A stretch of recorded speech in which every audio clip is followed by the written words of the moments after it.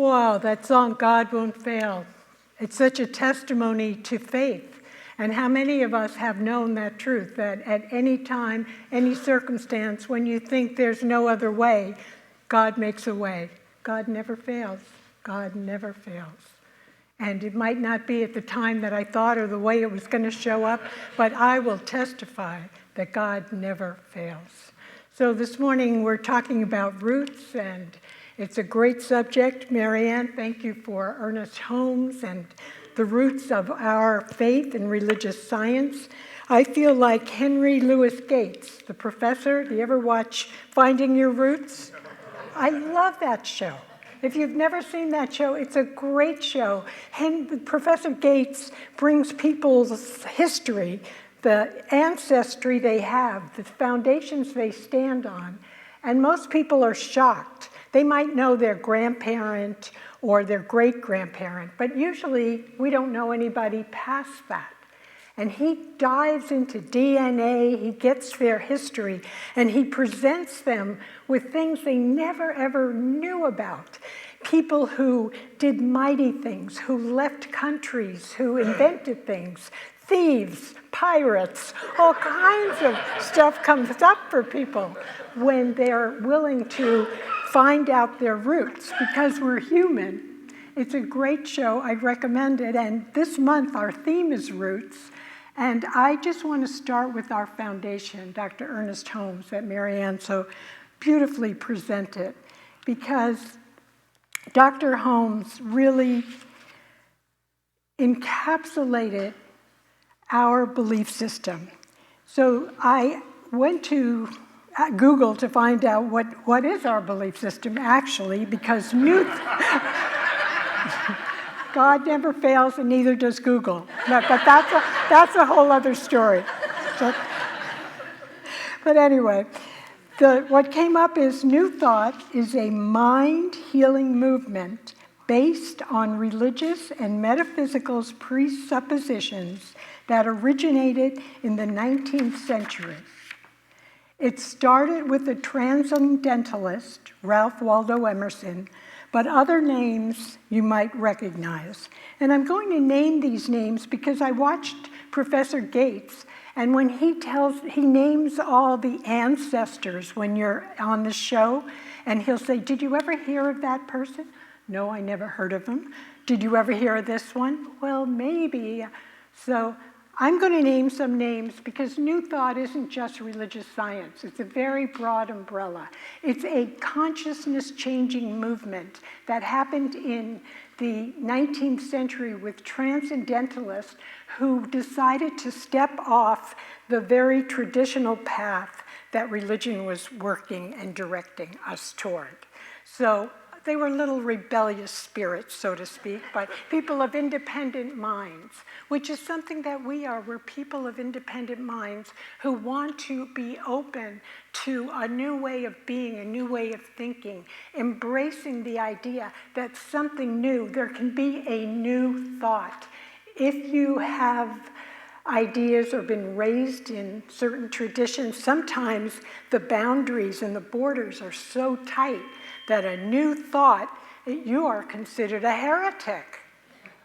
And so this was a movement to say, wait a minute. So here are some of the people, past and present, that you might know.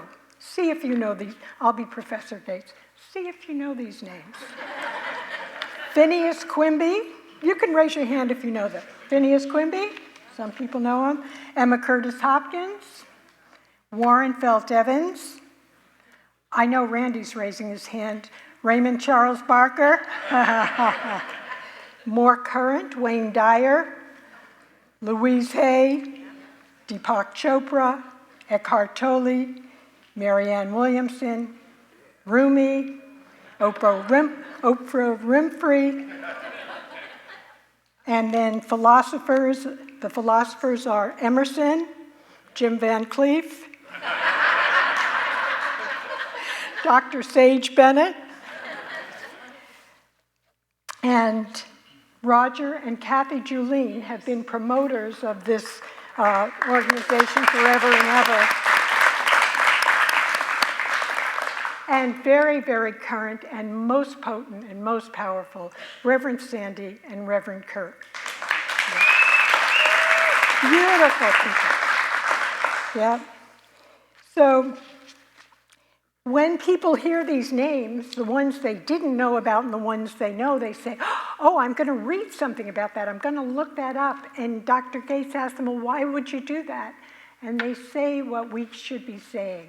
Because of them, we are here. We're standing on the shoulders of those who came before us. That's roots. I love seeing the children today, having them come in later, because we're the shoulders that the future is standing on. So this morning, I want to be very, very clear about our metaphysical principles and the roots and the ideas we stand on, so that we understand in the future when they mention our names, it was Grandma, my grandma told me something. My grandpa used to read these books, but now they get it? Has that ever happened to you? Come on, admit it. I want to be clear so we understand our roots. So this morning, I would like to go over our roots, what it means for us today, and being open to new possibilities. So Google gives you the overview of the roots, and here's the New Thought teachers. In general, these are the core beliefs. 1, the infinitude of the Supreme One. The infinitude, so the infinity, that God is an infinite beingness, no beginning, no end. Sometimes I draw a circle because it represents something that has no beginning and no end. God always was and always will be. That's the foundational piece. God is. God is. There's nothing we can do about it, change, deny. We can do a lot of things, but our foundational core belief is God is. The second belief is the divinity of man and his and her infinite possibilities happen through the creative power of constructive thinking. This is a foundational core, that constructive thinking, which means using your mind, science of mind, using your thoughts. Thoughts construct. Consciousness precedes the demonstration. Thoughts precede a manifestation.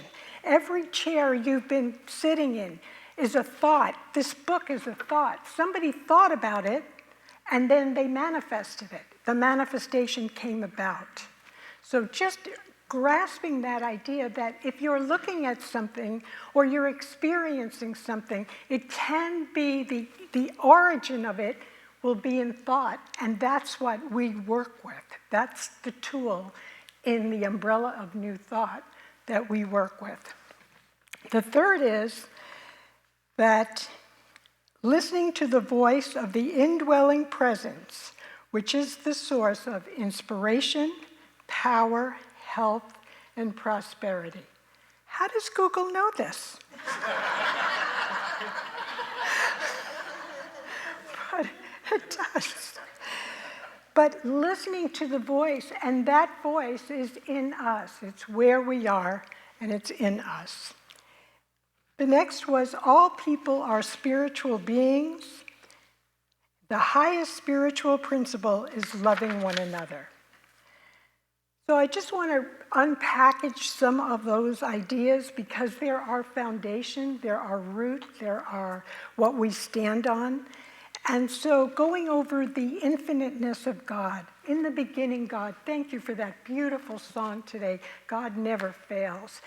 We are standing on a loving foundation that is. There's nothing we have to do, nothing we have to get, nothing we have to beg. That's something there. Oh, please, God. God is and is where we are, everywhere present. And God is love. God is a loving presence that infuses us. And then that infinitude, it says, in the beginning, God, that's all we can say. My grandkids, my youngest granddaughter said to me, Grandma, I don't know if I believe in God. And I said, well, that's fine, honey. You have to explore and see what you believe. But give God a chance. You know? Young people are figuring their way out. They look at the world, they look at religion, they look at the divisiveness, and they say, what, Grandma? And so getting really clear about what we're thinking, why we're thinking it, and having the constructiveness, the thoughts that can bring about a world of peace, love, harmony. I believe we're downloading the kingdom of heaven right now, that there have been so many changes, all those names, Deepak, Oprah. It was Emerson in the 19th century. Look at all the names we have now. There is a movement, there is something awakening, and it's in us and moving through us. The other point, the divinity of man and his or her infinite possibilities. Infinite possibilities. So if we come from infinitude, if we are made in the image and likeness of the infinite, when we use that understanding, there are infinite possibilities. I say this because we can sound so weirdly positive. Honestly, it was like when I first came to a church, I thought, are those people serious? Are they on a happy drug? What the heck? I mean, everything is good. Well, God is good. And sometimes things are not good. But we can turn to that presence that is good and reconstruct what is before us so it works for good. Because God never fails. God will always make a way where there is no way.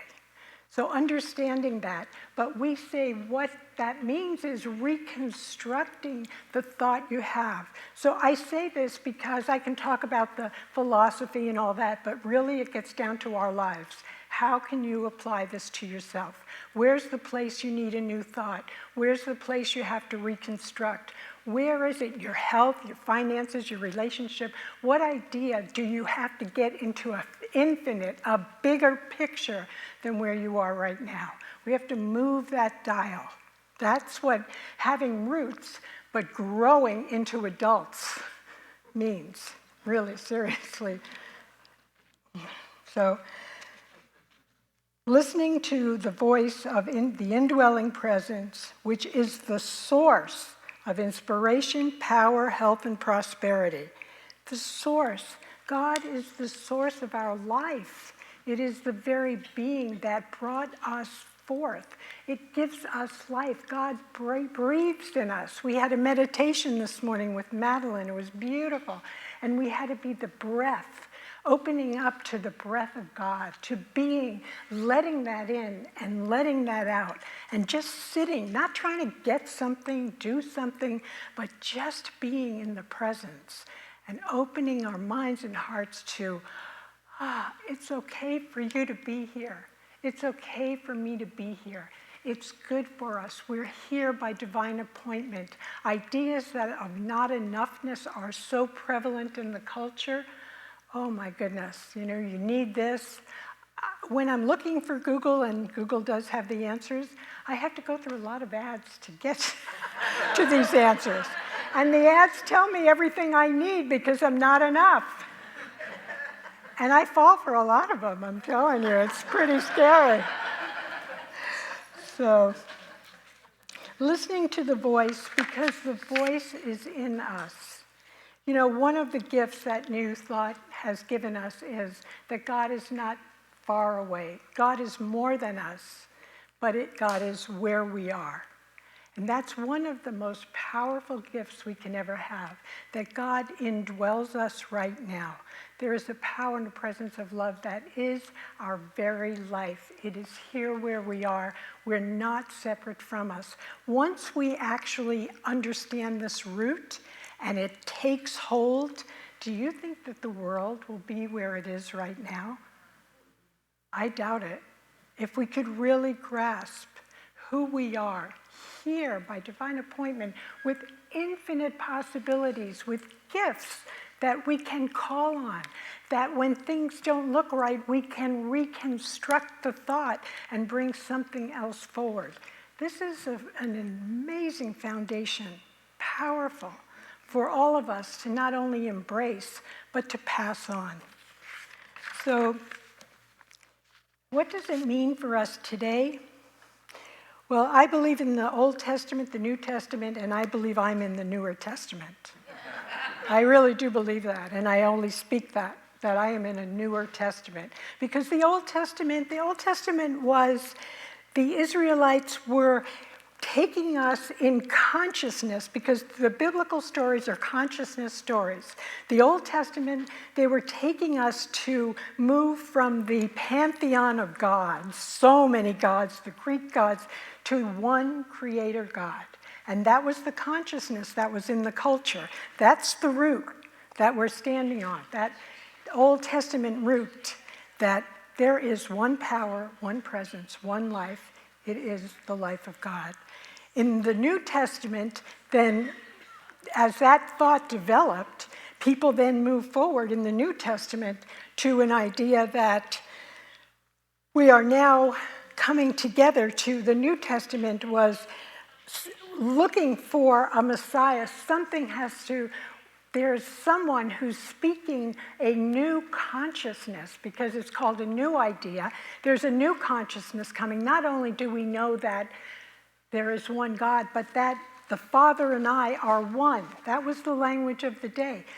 These and greater things you shall do. The Spirit lives within you. It was all there. Someone, the first seed of consciousness that we understand in our New Thought umbrella, that was the seed of evolution. That was the seed of the root starting to sprout. That was the sprouting. It happened 2,000 years ago. Now we're in the Newer Testament. We're blooming. We're starting to push up and bloom. And the ideas that we have are getting out there. So I love in the New Testament, this is one of my favorite stories, and it's about Paul. And it's not just because you're Paul, but it is a story about Paul. And Paul is on the road to Damascus, and he's persecuting people who have a different idea than he does. And so this is the story of New Thought. When we started speaking these things, when our ancestors became independent of limitations, there was a lot of persecution. The story of Paul represents that persecution. He's on his way to Damascus to persecute a few more people, and he has a vision, and the vision is of a resurrected Christ. He has an idea that the message that he has been hearing might actually be true. And it knocks him off his high horse, as they say. And he falls to the ground, and he goes blind for 3 days. And then he gets his sight back, but he never sees the same. And he goes ahead, and he starts promoting the new ideas that he heard. I love the New Testament because Jesus had 12 guys and Paul, and he changed the world. What's with us? Seriously? Okay, I get into this a lot. Anyway, so what it means for us today, we've been in an evolutionary story, and it's really time for us to get knocked off our high horse and to get serious about our faith and start demonstrating peace on earth, goodwill to all people, which is the mandate. Thy kingdom come, thy will be done on earth. It can be done by constructive thought. The thoughts you have of being less than have to go. Not enoughness has to go. That I don't have enough power, I don't have enough money, I don't have enough this. Let it go.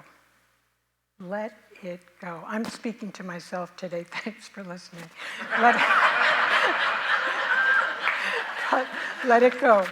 I'm going to close right now with one of my favorite quotes, and this is from Jean Houston, and she wrote this in the Science of Mind textbook in the introduction.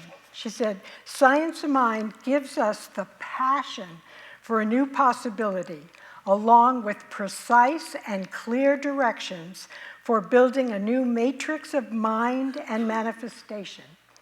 It shows us how to activate the constructive imagination and how to hold in thought and feeling the intention and energy for healing, holing, and co-creation.